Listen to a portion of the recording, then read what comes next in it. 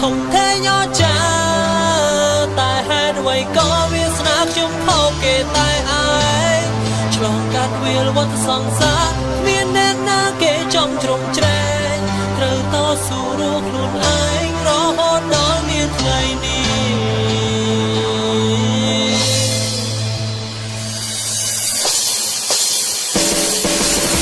Hey អ្នកកំពុងតែស្ដាប់បាននិយាយពីឆាជីវិតមួយនេះពេលដូចជាក្បូនរសា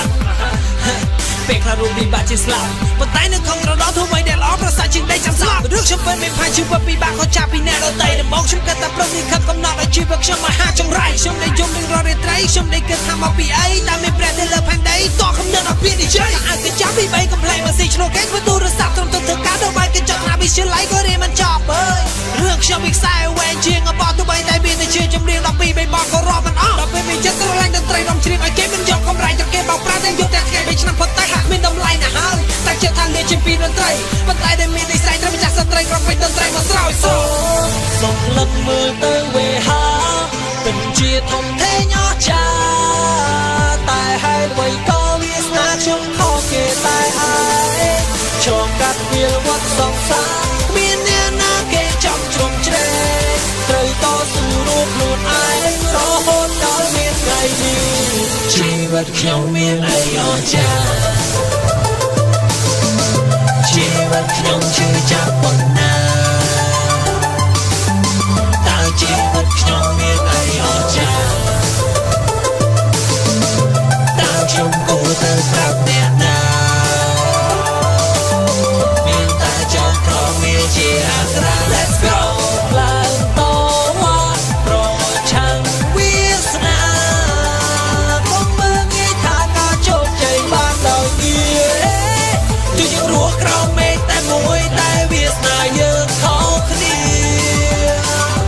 You can see who can talk that's me